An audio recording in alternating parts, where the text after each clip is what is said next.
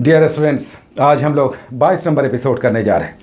ये हम आपको एश्योर करेंगे कि ये टॉपिक्स अगर आप अच्छे से करते हैं अपने लेवल बेस्ड पे, और अगर बीपीएससी निकालने का मन में आपके है तो इन टॉपिक्स को आप केवल 24 घंटे के अंदर कंप्लीट करने का प्रयास करें ईमानदारी से।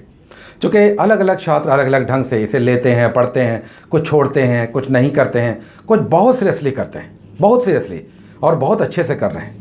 आप देखेंगे कि इसका अंततः बहुत बड़ा बेनिफिट मिलेगा। और ये तो अभी शुरुआत है, अभी तो टाइम 3 महीने बचे हुए हैं। तो आने वाले समय में हम लोग और भी बहुत कुछ पेनिट्रेशन वाला करेंगे।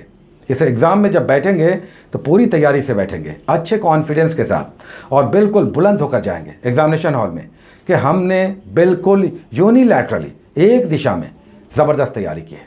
डेफिनेट आपको इसका बेनिफिट मिलेगा। साथ ही हम कहेंगे कि कल से हम लोग स्पेक्ट्रम भी ऐड कर रहे हैं। स्पेक्ट्रम, राजीव वहीर की आती है, स्पेक्ट्रम पब्लिकेशन है। स्पेक्ट्रम पब्लिकेशन की आधुनिक भारत राजीव वहीर की आती है। इसे आप अपनी स्टडी में ज़रूर ऐड कीजिए और फिर देखिए कि अंतर दिखेगा आपको, कंसेप्ट बिल्ड होगा। और जो विशेषकर आधुनिक भारत से संबंधित बहुत सारे युद्ध, विद्रोह, बहुत सारी नीतियाँ, पॉलिसी, ये सब जो एग्ज़ाम्स में आती हैं, कुछ किसी का कथन, स्टेटमेंट, ये सब यहाँ मिल जाएगा। एनसीईआरटी के बाद अगर कहीं इस तरह के क्वेश्चंस आपको मिलेंगे, मैच करेंगे, तो आपको बिपिन चंद्रा और साथ में ये स्पेक्ट्रम, ये सब बहुत ही ज़बरदस्त बुक्स हैं। आज हम लोग जो 22 नंबर एपिसोड करने जा रहे हैं, आज का सेगमेंट थोड़ा अलग होगा। अलग ये होगा कि इसमें हम लोग बिहार के सेगमेंट्स को ज़्यादा लेते हैं। एक दिन अल्टरनेट पे बिहार का सेगमेंट्स अधिक आ जाता है, टॉपिक्स कम हो जाता है, और दूसरे दिन टॉपिक्स अधिक हो जाता है, बिहार के कंटेंट्स ज़्यादा नहीं रहते। तो आज हम लोग बिहार के कंटेंट्स 4 कंटेंट्स ले रहे हैं। उसमें ज़िले भी होंगे, पर्सनैलिटीज़ लेंगे, ये सब होगा। पहला टॉपिक आज है, कल हम लोगों ने किया था पल्लव। अब चोल काल मुख्य रूप से 3 कारणों से जाना जाता है। नौसेना का विस्तार यहाँ पे दिखता है, यहाँ पर सांस्कृतिक उपलब्धियाँ हैं, और राजनीतिक उपलब्धियों में स्थानीय शासन और शासन का विकेंद्रीकरण यहाँ पे दिखता है। तो राज है, राजेंद्र फर्स्ट है, ये सब महत्वपूर्ण शासक हैं, और फिर कुछ महत्वपूर्ण नीतियाँ। इन्होंने कुछ युद्ध लड़े, श्रीलंका तक पहुँच गए, और फिर बंगाल में भी आक्रमण किया। गंगैकोंड चोल की उपाधि किसने धारण की? द्रविड़ स्थापत्य कला के अलग अलग पार्ट्स को आप करेंगे। तो राजराजेश्वर मंदिर, गंगैकोंड चोलपुर मंदिर, दूसरे महत्वपूर्ण मंदिरों और उनके सांस्कृतिक पक्ष को करना है। तो आप करेंगे चोल काल।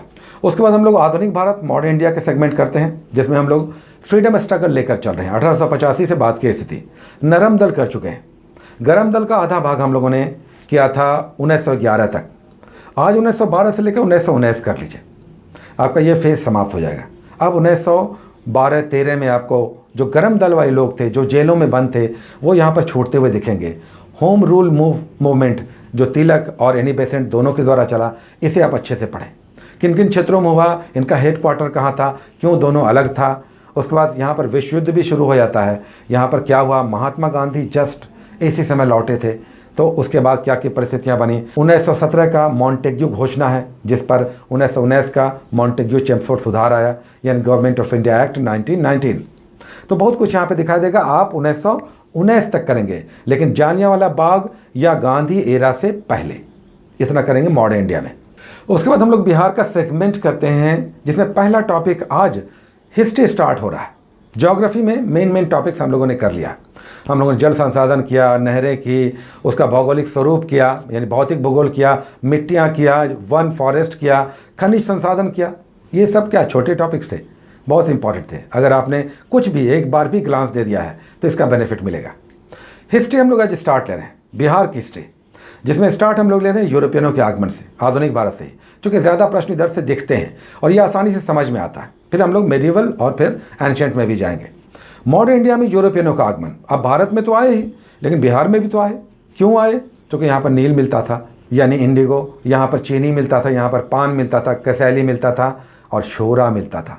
विस्फोटक बनाने के लिए शोरा मिक्सचर था, विस्फोटक का पाउडर, वो मिलता था। बहुत कुछ और भी था, बनाए बहुत सारी वस्तुएं थी, सूती वस्त्र, कच्चा माल, उसके लिए बहुत कुछ था। साथ में ये लोग बदले में क्या देते थे? सोने, चांदी, धातुएं, बहुमूल्य धातुएं देते थे, और भी बहुत सारा एक्सचेंज व्यापार में भी करते थे। तो यूरोपियनों का आगमन, पुर्तगाली, डच, फ्रांसीसी, ईस्ट इंडिया कंपनी, ये सब डिटेल्स आप करेंगे यूरोपियनों के आगमन में। उसके बाद हम लोग एक पर्सनैलिटी लेते हैं। पर्सनैलिटी में आज हम लोग कर रहे हैं ब्रज किशोर प्रसाद।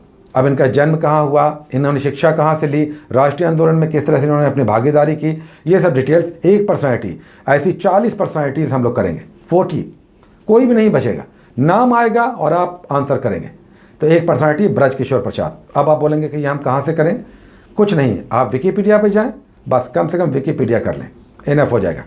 ब्रजकिशोर प्रसाद में विकीपीडिया आप कर लें, इनफ हो जाएगा पर्सनालिटी में। और एक्स्ट्रा करना चाहते हैं तो ड्रॉप डाउन मेन्यू आएगा और भी बहुत सारे वेबसाइट्स खुल जाएंगे, आप एक्स्ट्रा जानकारी भी ले सकते हैं। उसके बाद हम लोग एक ज़िले लेते हैं, एक डिस्ट्रिक्ट, बिहार के ज़िले। अभी हम लोग नेपाल से लगे हुए ज़िले कर रहे हैं। अररिया हम लोगों ने कल किया था, आज सुपौल कर लीजिए। सटा हुआ जो ज़िला है सुपौल है, तो सुपौल के कुछ इंपॉर्टेंट एस्पेक्ट्स, यहाँ का शिक्षा दर क्या है, यहाँ का क्षेत्रफल क्या है, यहाँ पर कौन सी नदी बहती है, ये नेपाल से कहाँ कहाँ पे जुड़ा हुआ है, तो बहुत सारी जानकारियाँ हैं ज़िला से संबंधित। और फिर हम लोग लास्ट में करेंट अफेयर्स लेते हैं, बिहार और नेशनल दोनों संदर्भों में। आज 6 सितंबर और 19 जनवरी के डेट वाइज करेंट अफेयर्स आपको करने हैं। 6 सितंबर और 19 जनवरी दोनों को डेट वाइज करें। अब ये कहाँ पे मिलेगा डेट वाइज? तो आपको नेट पे जाना होगा, इंटरनेट पे, या तो आप यूट्यूब के थ्रू जाएं या फिर नेट पे सर्च करें, डेट वाइज मिल जाएगा। कम से कम 15 आपको निकालने हैं और 20 आपको वन लाइनर्स करने हैं। करेंट अफेयर 2020 के जनवरी से अब तक 20 करेंट अफेयर्स करने हैं, बस इतना आप करें। देखें धीरे धीरे बहुत कुछ होगा।